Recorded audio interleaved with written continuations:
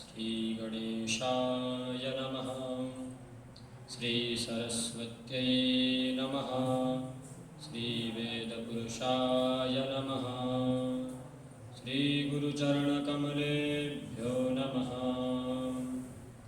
ध्येयं सदा परिभवग्नमभीष्टदोहम् तीर्थास्पदं शिवविरिञ्चिनुतं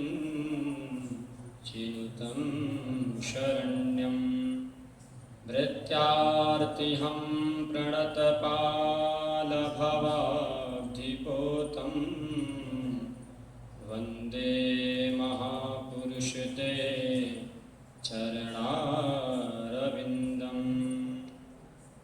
राधाकरावचित पल्लववल्लरी के राधापदाङ्कविलसन् मधुरस्थली के राधायशो मुखरमात्तखगावली के राधा विहार विपिने रमतां मनो में।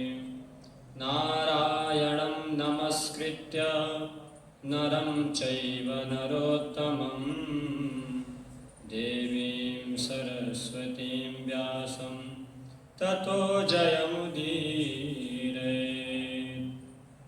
जय जय श्री राधारमण जय जय नवल किशोर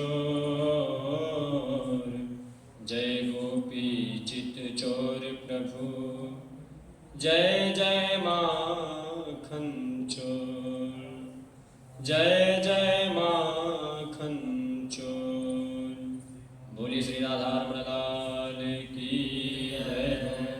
श्रीमद्भागवत महापुराण की है।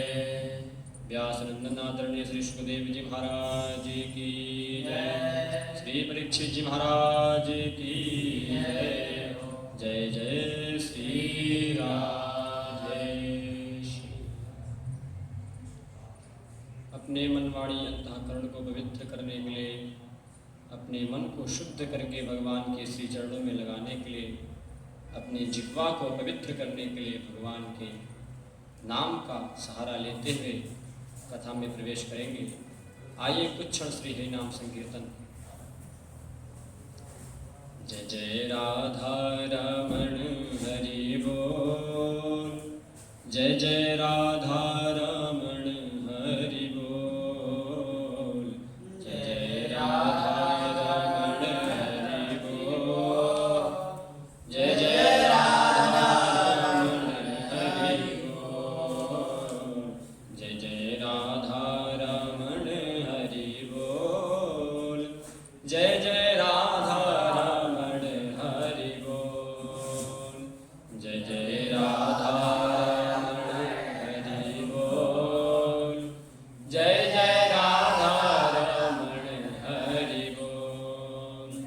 जय जय राधा रमण हरि बोल।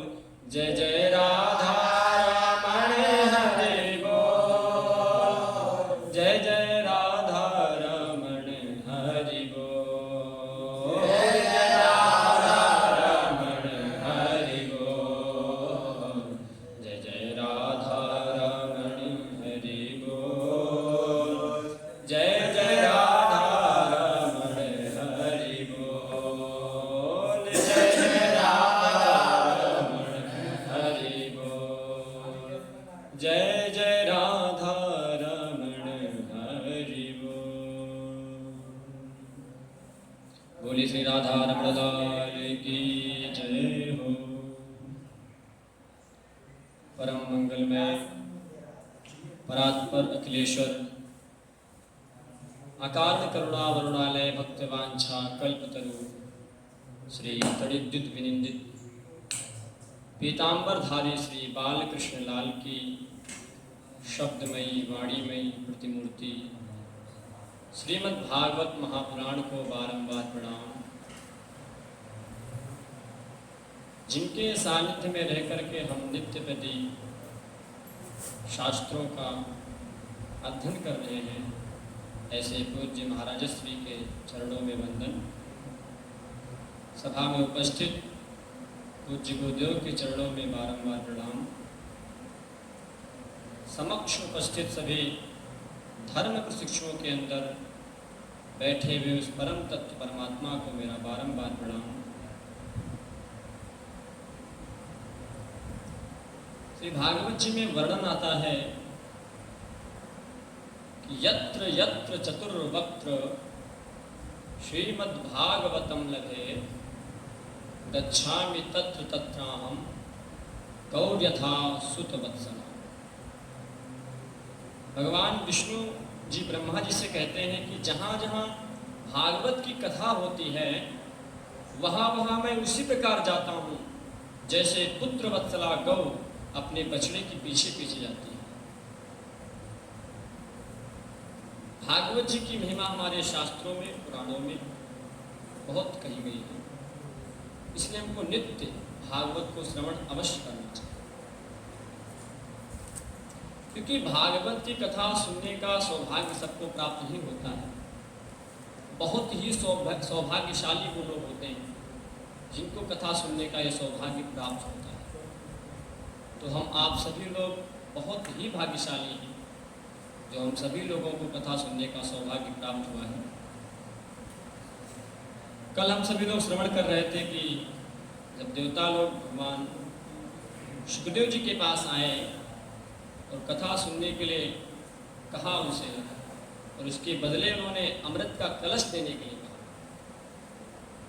तो शुकदेव जी ने देवताओं को वापस कर दिया ये कह करके कि कहाँ स्वर्ग का अमृत और कहाँ श्रीमद् भागवत कथा, दोनों की बराबरी नहीं हो सकती। इसलिए देवताओं को पूज्य शुकदेव जी ने वापस कर दिया।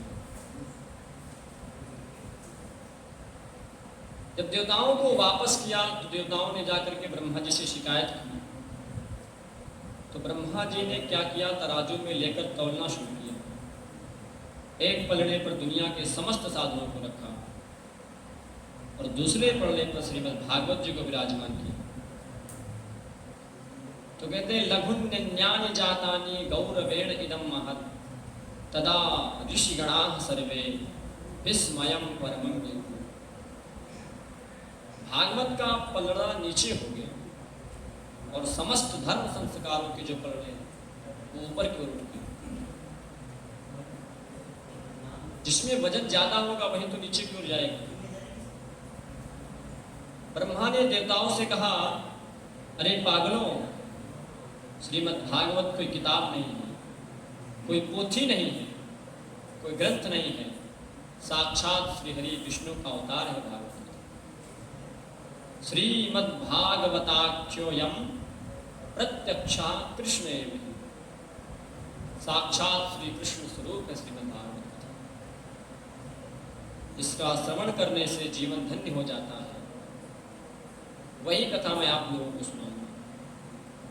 बोलिए भागवत भगवान की जय। नारद जी ने मानव कल्याण के लिए, जन जन तक पहुंचाने के लिए अपने पिता ब्रह्मा जी से इसका अध्ययन किया था। लेकिन सप्ताह श्रवण की विधि क्या होती है ये तो नारद जी ने सनत कुमारों से सुना था। सनक सनंदन सनातन सनत कुमारों से सुना था। सबसे पहले ये कथा सनत कुमारों ने नारद जी को गंगा तट हरिद्वार में सुनाई। जब सूत जी ऐसा कह रहे थे तो शौनकादिक ऋषियों के मन में प्रश्न उठा। उन्होंने कहा कि सारा संसार जानता है कि नारद जी कभी एक जगह बैठते नहीं है, प्रसिद्धि है, और सनत कुमार तो ऐसे संत हैं जो ज्यादा घूमते नहीं हैं। अब सनत कुमार तो ऐसे संत हैं जो ज्यादा घूमते नहीं हैं और नारद जी ऐसे हैं जो कभी एक जगह बैठते नहीं हैं। तो सनत कुमारों जी के साथ नारद जी का कहाँ संयोग हुआ और नारद जी को सनत कुमारों ने कथा क्यों सुनाई? नारद जी ने एक जगह बैठकर 7 दिन तक कथा कैसे सुन ली, थोड़ा विस्तार से बताइए। सूत जी कहते हैं, ऋषियों ध्यान से सुनो। एकदा हि विशालायां चत्वार ऋषयो मला सत्संगार्थं समायाता तदृशुस्तत्र नारदम्। एक समय की बात है, विशालापुरी बद्रीनाथ में सनत कुमार चारों भाई सत्संग के लिए घूम रहे थे। तभी उनकी नारद जी के ऊपर उनकी नजर पड़ी। पास जाकर मिले तो देखा नारद जी बड़ी घोर चिंता में थे। आश्चर्यचकित हो गए चारों भाई और नारद जी से पूछा, कथम ब्रह्मन दीन मुखा कुतश्चिंता तुरो भवान त्वरितम गम्यते कुत्र कुतश्चागमनम तव। अरे नारद जी, क्या बात है, आपके चेहरे पर चिंता कैसी? आप कुछ उदास लगते हैं। अरे दूसरों की चिंता को दूर करने वाले आप स्वयं उदास हैं। हमने तो सुना है कि कितना भी निराश हो गया हो, कितना भी चिंता में हो, परंतु नारद जी के दर्शन होते ही वह व्यक्ति मुस्कुराने लगता है। और आज आप जैसा संत स्वयं इतना दुखी है, क्या बात है नारद जी? नारद जी संत कुमारों के चरणों में गिरकर बोले, क्या बताऊं महाराज, अहम तो पृथ्वीं यातो ज्ञात्वा सर्वोत्तमामिति पुष्करं च प्रयागं च काशी गोदावरीं तथा हरिक्षेत्रं कुरुक्षेत्रं श्रीरंगं सेतुबन्धनम् एवमादिषु तीर्थेषु भ्रममाण इतस्ततः। नारद जी कहते हैं, मैं पृथ्वी को सबसे श्रेष्ठ समझ करके मैं यहाँ पर आया। मैं हरि क्षेत्र में गया, कुरुक्षेत्र में गया, सेतु बंधु रामेश्वर में गया, हरिद्वार गया, श्रीरंगम गया, काशी गया, वाराणसी गया, आदि यदि सब जगह मैंने भ्रमण किया। पर सत्य कहता हूँ सनत कुमार जी, मेरे मन को कभी संतोष नहीं हुआ, कहीं शांति नहीं मिली मेरे मन को। मेरा हृदय इतना विचलित हो गया कि पूछो मत। सनत कुमार ने पूछा, क्या हो गया ऐसा? नारद जी बोले, लोग सबसे ज्यादा यहाँ झूठ बोलते हैं, कोई सत्य नहीं बोलता। जिसको देखो झूठ बता रहा है, झूठ बोल रहे हो। कोई बात हुई तुरंत कसम खा लिया झूठ। और कोई भजन नहीं करता, कोई तप नहीं करता। लोग दिखावा करते हैं भजन करने का, तप करने का, दिखावा करते हैं, पाखंड करते हैं लोग। और जो लोग कर भी रहे हैं उनके अंदर मैंने चित्त में झांक करके देखा, वे सब भी भजन किसी ना किसी कामना से कर रहे हैं। इस काम तो कोई है ही नहीं। यहाँ पर मंदिरों में भगवान की दुर्गति हो रही है। ना पश्यम कुत्रचित् शर्मा मनस संतोष कारकम कलिना धर्म मित्रेण धरेयम बाधिता। अधर्म का मित्र जो कली है ना, उसने लोगों की बुद्धि को बिगाड़ दिया। लोग पवित्र नहीं रहते, झूठे मूठे अपवित्र रहते हैं। नारद जी कह रहे हैं, पवित्रता नाम की बिल्कुल कोई चीज ही नहीं है। और दया नास्ति, लोगों के अंदर दया नहीं है, केवल दिखावा है दया का। अगर किसी पे दया करते भी हैं तो फोटो खींचकर अखबार पे डाल देते हैं कि हमने ये किया, हमने वो किया। दानम न विद्यते, लोग दान नहीं करते। दान के नाम से तो पैसा निकलता ही नहीं। मैंने एक चीज देखा कि उदरम हरिणो जीवा वरा का कूट भाषण। पूरे संसार में मैंने ये देखा कि मानव केवल अपने और अपनों के पेट भरने के लिए मात्र जी रहा है। और वरा का कूट भाषण, कड़वी वाणी बोलते हैं, मीठा तो बोलते नहीं, तीखी वाणी बोलते हैं। अपने बड़े भाई की बात नहीं मानते, अपने बड़ों का आदर नहीं करते। बड़ों का आदर समाप्त हो गया, संतों का सम्मान समाप्त हो गया। बच्चे माता पिता की बात नहीं मानते, अपनी मनमानी करते हैं। बड़े बुजुर्गों की सलाह भी नहीं लेते। कोई काम करना होता है बड़ा घर में तो बुजुर्गों की सलाह लेते हैं। लेकिन यहाँ तो ऐसा हो रहा है कि लोग बुजुर्गों की सलाह नहीं लेते, अपनी मनमानी कर रहे हैं। बोले फिर सलाह किससे लेते हैं? तो कहते हैं श्यालको बुद्धिदायका। साले साहब को बुलाते हैं ससुराल से और उनसे सलाह लेते हैं। बूढ़ी माँ बगल में खड़ी है, वो कह रही बेटा ऐसा करो, नहीं ऐसा नहीं करेंगे। पत्नी कहते ऐसे करना है, हाँ हाँ ऐसा ही करेंगे। करिष्ये वचनम करो, तुम्हारा वचन करेंगे, जो कहोगे सो करेंगे। मैं इतने बड़े बड़े मठ मंदिर देखे हैं मैंने इतने बड़े आश्रम देखे, मैंने पूछे किसके हैं? बोले त्यागी जी महाराज का। नाम है त्यागी जी और बना रखे बड़े बड़े मठ। आगे गया, देखा बहुत भीड़ थी, बहुत बच्चे घूम रहे थे। मैंने पूछा भैया बच्चे किसके हैं? बोले ब्रह्मचारी जी महाराज के बच्चे। थोड़ा और आगे गए, मैंने देखा बड़ा शोरगुल हो रहा था। मैंने कहा ये शोरगुल कहाँ से आ रहा है? बोले भैया मौनी बाबा के आश्रम से आ रहा है। सब कुछ उल्टा हो रहा है। इस संसार बड़ा विचित्र है। संसार यहाँ विवाह नहीं होता तो फिर होता क्या है? बोले सौदा होता है। कन्या विक्रयणो लोभा दंपति नाम चकल। कन्या का विक्रय होता है। हमारा बेटा इतना पढ़ा लिखा है, इतना विद्वान है, इतने से कम से तो हम शादी करेंगे ही नहीं। जो विवाह का सात्विक संबंध था, दो परिवारों का एक सात्विक मिलन था, हृदय संबंध के लिए होता था, उस विवाह को यहाँ के लोगों ने आजकल व्यापार बना दिया है। बच्चे को इसलिए नहीं पढ़ाते कि पढ़ा लिखा करके बुद्धिमान बनाएंगे, संस्कारवान बनाएंगे, बल्कि बच्चे को इसलिए पढ़ा रहे हैं कि बेटा अच्छे से पढ़ेगा, अच्छे से लिखेगा तो बढ़िया शादी होगी, बढ़िया दहेज मिलेगा, इसलिए बच्चों को पढ़ा रहे हैं। विक्रय हो रहा है। नारद जी कह रहे मैंने सब जगह देखा, लेकिन मुझे कहीं पर भी शांति नहीं मिली, क्योंकि अधर्म का जो मित्र कली है उसने लोगों की बुद्धि को बिगाड़ रखा है, दूषित करके रखा है। लेकिन मैं सब जगह भ्रमण करते करते जैसे ही यमुना के तट पर श्री राम वृंदावन पहुंचा तो वहां मैंने एक कौतुक देखा, एक आश्चर्य देखा। बोले क्या देखा? वहां मैंने देखा कि एक युवती स्त्री बड़ी खिन्न मन से बैठी थी। उसके चारों ओर सैकड़ों दास दासियां उसकी सेवा कर रही थी। कोई पंखा जल रहा था, कोई इसको पानी पिला रहा था, कोई इसको चुप करा रहा था। उसके पास दो पुरुष, वृद्ध पुरुष अचेत अवस्था में पड़े थे, बेहोश पड़े थे, और वो जोर जोर से सांस ले रहे थे। वह तरुणी उनके पास बैठी जोर जोर से रो रही थी। सैकड़ों स्त्रियां उसको समझा रही थी, उसको चुप करा रही थी, परंतु वह चुप होने का नाम ही नहीं ले रही थी। वह रोती जा रही। मैं उस युवती के पास गया और मैंने उससे पूछा, अरे युवती तुम कौन हो और ये वृद्ध पुरुष कौन है और आप रो क्यों रही हो? कृपा करके आप अपने दुख का कारण हमें बताइए। तब उस युवती ने कहा, अपना परिचय दिया, अहम भक्तिरिति ख्याता इमौ में तनयो मतौ ज्ञान वैराग्य नामानो कालयोगेन जर्जर।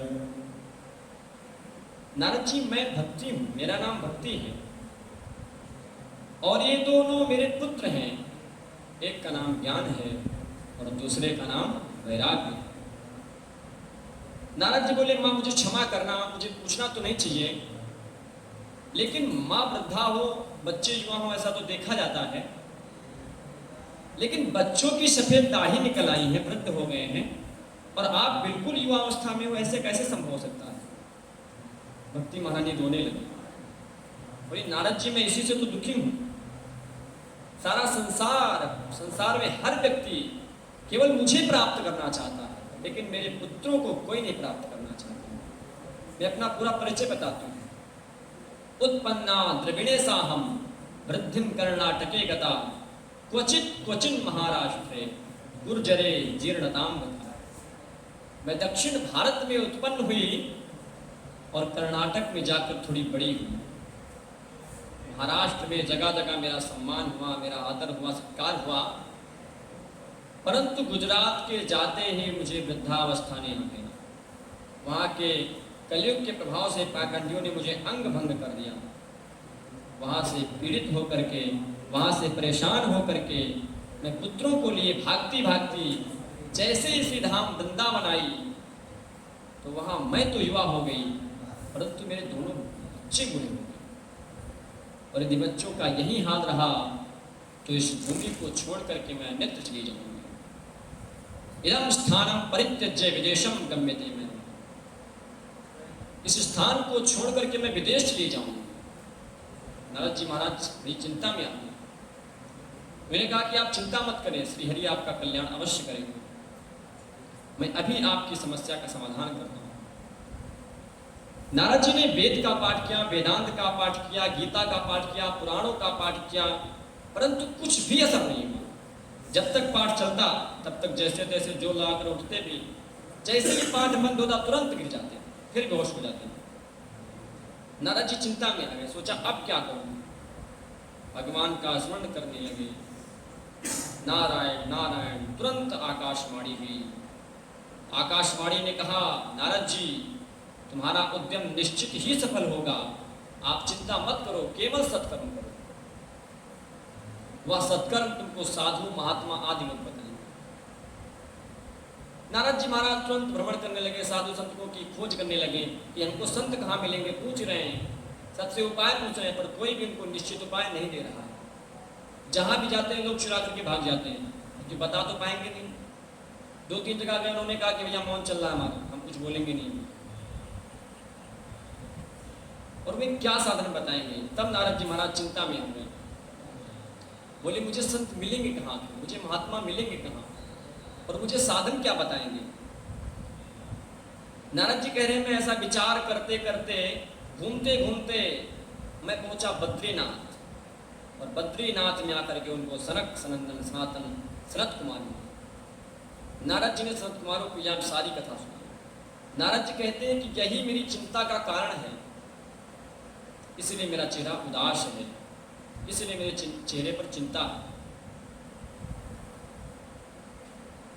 मैंने जिस देश में जन्म लिया उसी देश के लिए उपयोगी ना हूं तो मेरा जीवन व्यर्थ है। आप मुझे बताइए कि मुझे क्या करना चाहिए। मैं भक्ति महारानी को प्रसन्न करना चाहता हूं भगवान, अब मुझे बताइए सत्कर्म क्या है। तब सनत कुमारों ने कहा, 5 सत्कर्म बताइए। सनत कुमारों ने द्रव्य यज्ञास्तपो यज्ञ योग यज्ञास्तथा परे स्वाध्याय ज्ञान यज्ञाश्च ते तु कर्म विसूचका। सनत कुमारों ने 4 सत्कर्म बताए। सबसे पहला द्रव्य यज्ञ, दूसरा है तप यज्ञ, तीसरा है योग यज्ञ, और चौथा है स्वाध्याय यज्ञ। द्रव्य यज्ञ क्या है? द्रव्य अर्थात मंदिर में दान देना, किसी गरीब की सेवा करना, इसको द्रव्य यज्ञ कहते हैं। अपने धन के द्वारा किसी की सेवा हो जाए, पुण्य हो जाए तो ये द्रव्य यज्ञ हो जाता है। अनुष्ठान कराना, उन्हें ब्राह्मणों को बुलाकर भोजन कराना, द्रव्य दक्षिणा देना, भगवान की सेवा में जो भी हम पे करते हैं उसे हम लोग कहते हैं द्रव्य यज्ञ। यह पहला सत्कर्म सनत कुमार जी नारद जी को कह रहे हैं। और दूसरा सत्कर्म है तप यज्ञ, अर्थात थोड़ा कष्ट में रह करके भगवान का भजन करना। एक आसन में बैठ करके, एक क्रिया में रह करके ठाकुर जी को बहुत देर तक स्मरण करना, ये तप यज्ञ है। और तीसरा है योग यज्ञ। योग होता है अर्थात मिलना, साधु संतों से मिलना, महात्माओं का दर्शन करना, भगवान के मंदिर जाना, उनके दर्शन करना, इसे कहते हैं योग यज्ञ। उसके बाद आता है स्वाध्याय यज्ञ। स्वाध्याय अर्थात नित्य ग्रंथों का पाठ करना, गीता, उपनिषद, वेद का पाठ करना, इनके श्लोकों का पाठ करना, इसको स्वाध्याय यज्ञ कहते हैं। लेकिन यदि तुम सर्वश्रेष्ठ यज्ञ की बात करो तो सर्वश्रेष्ठ यज्ञ क्या है? तो बोले सत्कर्म सूचको नूनम ज्ञान यज्ञ स्मृतो बुधैहि श्रीमद्भागवतालापः सतु गीता शुकादिभिः। यदि तुम सत्कर्म की बात करते हो तो वो तुम्हें कल बताऊंगा। कल पुनः हम सभी लोग कथा में प्रवेश करेंगे। आज अपनी वाणी को यही विश्राम देते हैं। आइए कुछ श्री हरि नाम संकीर्तन का सहारा लेते हैं। जय जय राधा रमण हरि बोल, जय जय राधा रमण हरि बोल, जय जय राधा रमण हरि बोल,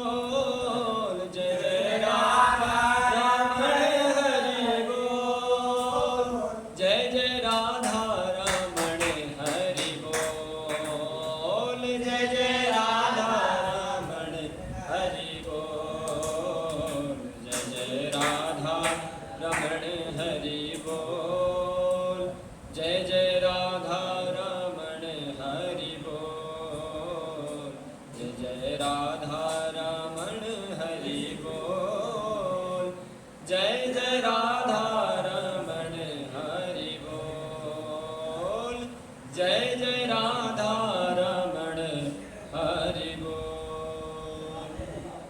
बोलिए श्री राधा रमण लाल की जय। श्रीमद् भागवत महापुराण की जय। व्यासनंदन आदरणीय श्री सुखदेव जी महाराज की जय। श्री परीक्षित जी महाराज की जय। जय जय